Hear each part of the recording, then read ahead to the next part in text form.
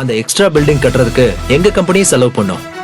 பதிலுக்கு உங்க கம்பெனியோட பேரை எங்க பிசினஸ்க்கு யூஸ் பண்ணிப்போம். இது ஒரு பார்ட்னர்ஷிப் தான் மேடம்.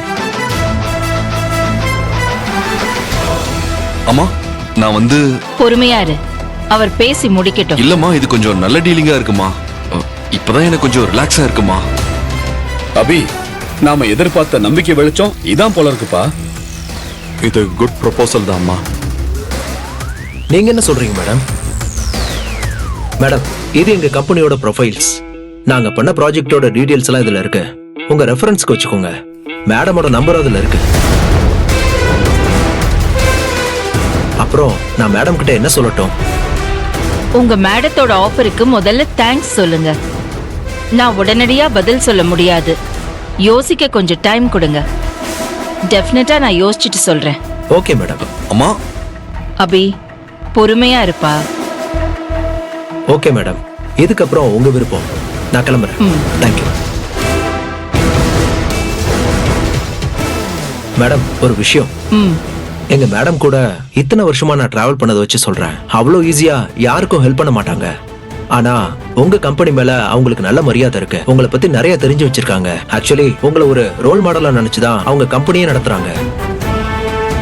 அதனால உங்களுக்கு ஹெல்ப் பண்றதுல அவங்க ரொம்ப ஆர்வமா இருக்காங்க. இது ஒரு கோல்டன் ஆஃபர். இத தயவு செஞ்சு மிஸ் பண்ணிடாதீங்க மேடம். ஓகே, ரொம்ப தேங்க்ஸ். இந்திரா மேடம் வீட்ல தான் இருப்பாங்க. அட்ரஸும் ஃபைல்லயே இருக்கு.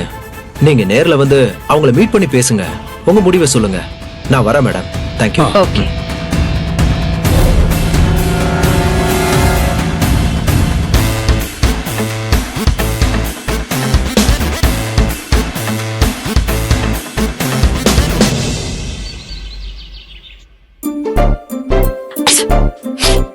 என்னடி செய்யற?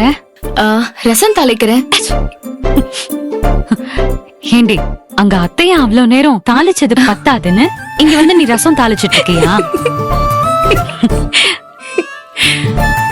ஆமா, இது யாரடி புதுசா இந்திரா? ஓ, இதுக்குதான் நீ அப்பா கிட்ட அப்படி ஒரு விஷயத்த செய்ய சொன்னியா? ஆமாங்கா, என் பிளான் கரெக்டா ஒர்க் அவுட் ஆனா இன்னையில இருந்து செல்வனாகி எப்படிப்பட்டவங்கன்னு கொஞ்சம் கொஞ்சமா அர்ஜுனுக்கும் ஊரலோகத்துக்கும் தெரிய ஆரம்பிக்கும். ஓ, இதுதான் நீ செல்வநாயகிக்கு போட்ட ஸ்கெட்சா? ஆமா, என் வழியில செல்வநாயகி சீக்கிரம் சிக்குவாங்க. அவங்களால இனிமே தப்பிக்கவே முடியாது. செல்வநாயகிக்கு இந்த பிளான் சரி. அந்த ஸ்ருதியை நீ என்ன பண்ண போற? அவளுக்கு என்ன பிளான் பண்ற? அதுக்குதான் அன்னைக்கே மாமா கிட்ட போய் நீயும் நானும் பேசினதை மறந்துட்டியா? மாமா வாங்கம்மா வாங்க.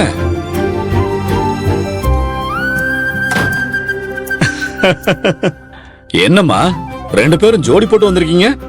உங்க அத்தைய தேடி வந்தீங்களா? அவ வெளியே தான் இருக்கா. அவங்க இப்பதான் கோயிலுக்கு கிளம்பி போனாங்க மாமா.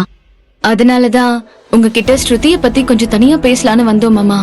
ரொம்ப கெட்ட புத்திக்காரி மாமா அவ. புரியுது, அவளை பத்தி எனக்கு நல்லா தெரியும். அதனாலதான் மாமா நான் சொல்றேன், அவ இந்த வீட்ல இருக்கிற வரைக்கும் வேற யாருமே நிம்மதியா சந்தோஷமா இருக்க முடியாது. சுபத்ரா சித்தை கூட இப்ப கொஞ்சம் அடங்கிட்டாங்க.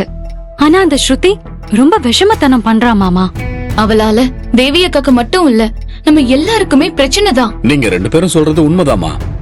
நானும் ஸ்ருதிய கொஞ்சம் நல்லா வாட்ச் பண்ணிட்டு தான் இருக்கேன். அவ உங்க ஊருக்கு போய் உங்களை பத்தின எல்லா உண்மையும் தெரிஞ்சுக்கிட்டு வந்ததுல இருந்தே ரொம்ப விஷமத்தனம் எல்லாம் பண்ணிக்கிட்டு இருக்கா.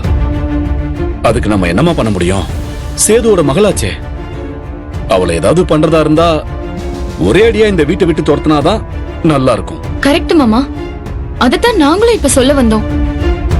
நீங்க மனசு வச்சா மட்டும்தான் இது நடக்கும். அதுக்குதான் உங்ககிட்ட ஹெல்ப் கேட்க வந்தோம். ஏதாவது பிளான் பண்ணி அவளை வெளியே துரத்துறதுக்கு எங்களுக்கு கொஞ்சம் உதவி பண்ணுங்க மாமா. மா, நான் சும்மா ஒரு வாய் வார்த்தைக்காக தான் சொன்னேன். நீங்க அதுக்காக தான் நிஜமாவே வந்தீங்களா? சரி, என்ன பண்ணலாம் சொல்லுங்க. இனிமே யோசிக்கிறதுக்கு எதுவுமே இல்ல மாமா. அவ அபிமாமாவை கல்யாணம் பண்றதுல குறியா இருக்கா. அத்தையும் அதை நிறைவேற்றி கொடுக்கறேன்னு அவளுக்கு வாக்கு கொடுத்திருக்காங்க. இப்படி இருந்தா குடும்பத்துல பெரிய குழப்பம் வரும் மாமா. செல்வநாயகி கொடுக்கிற தைரியத்துலதான் அவ இவ்வளவு ஆட்டம் ஆடிக்கிட்டு இருக்கா. அவ நினைச்சது நடந்தா தேவியோட வாழ்க்கை மட்டும் இல்லமா, அபியும் பழைய மாதிரி பித்து பிடிச்ச நிலைமைக்கு ஆயிடுவான். அதனாலதான் இத நடக்கவே விடக்கூடாது. என் பசங்களோட வாழ்க்கை நல்லா இருக்கணும். அந்த ஸ்ருதி முதல்ல இந்த வீட்டை விட்டு போகணும். ஏதாவது ஐடியா இருந்தா யோசிச்சு சொல்லுங்கம்மா. நீங்க சரின்னு சொல்லி ஒத்துழைப்பு மட்டும் கொடுங்க. ஐடியா நான் கொடுக்கறேன் மாமா. அதான பார்த்தேன். நீ ஒரு காரியத்துல இறங்குனா அதை முடிக்காம விட மாட்டியே. நீ எப்பவுமே எவரடிதாமா. ஐடியா யோசிச்சிட்டியா? சரி சொல்லு கேப்போம். நல்ல ஐடியா இருந்தா உடனே அதை செயல்படுத்திடுவோம்.